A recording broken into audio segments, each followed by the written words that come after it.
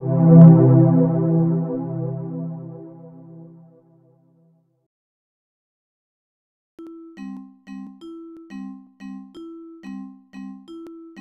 workshops of Haas Automation customer Athens Archery are in Rochester, a few miles north of Indianapolis. This is rural Indiana and prime hunting country, where at certain times of the year, the woodlands are well stocked with game and local hunters need few excuses to disappear into the forests with their bows and rifles. Jason Hudkins is a lifelong hunter and a precision engineer. A few years ago, he and his wife ran a busy shop with several Haas CNC machines, making parts for automotive customers. Then, business took a sharp downturn. Late 2007, obviously the automotive industry and some of the other economies started to slow down a little bit.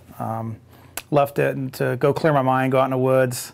I do that a lot of times. It's kind of like my second church. I got there and kind of meditate on things. And looking at the current situation we were in with some of the work that was dwindling away and going away and numbers that were lowering, decided to start praying about something for my business and the people that counted on us every day. And literally said amen out of my mouth and came up with the idea. It's like God put it right there in front of me that I need to make a bow. And everything I looked at on the product was something we could do ourselves, and realized at that point in time that we were all of a sudden going to be captains of our own ship instead of riding everybody else's boat. So came back, told the guys. They thought I had gone crazy, but we started it, and 3 years later, if we wouldn't have done it, wouldn't have had the equipment that we have and the versatility and having all the infrastructure, there's no way we'd be where we're at today. Athens Archery has made a name for itself in the world of big game hunting and target shooting, with almost every part of its sophisticated product made in-house on its Haas CNC mills and lathes. These are machines the company bought when it still thought its future was in machining for the auto industry. We looked at production machining, thought it was a real good fit, so we started looking around and shopping around for equipment that we thought was going to be a good fit, especially for the value, and we found Haas. And once I started looking at the pricing compared to others and the fact of all the different features and options that we were getting, we just got more bang for the buck, and we took advantage of that. And I can tell you we were a little skeptical at first because obviously some of the pricing was different, a little bit lower than the other guys, and sometimes you get what you pay for. But I'll tell you, we've been nothing but happy. We've been very, very happy with what we have. Athens Archery now has 7 Haas machines, 2 VF3s, 2 VF2 Super Speeds, a 1994 VF2, an SL10 lathe, and an SL30. Jason Hudkins claims that with its current capacity, the company could, if it ran 3 shifts 6 days a week, make up to 20,000 bows a year.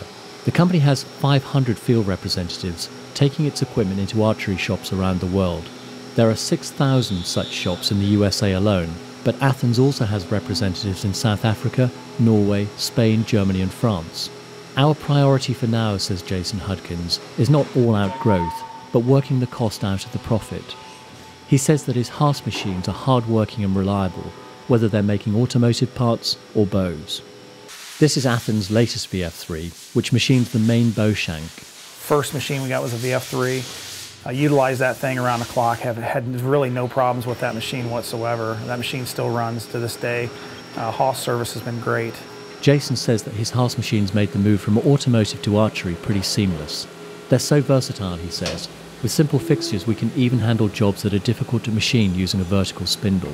Then we started expanding and getting into every time that we looked at doing a new job, immediately we said, hey, can we do it on an existing Haas we have, or do we need to purchase another one? And my goal was, and it obviously translated this to my salesman numerous times, is that we wanted to be considered a Haas shop. That was something that was important to us.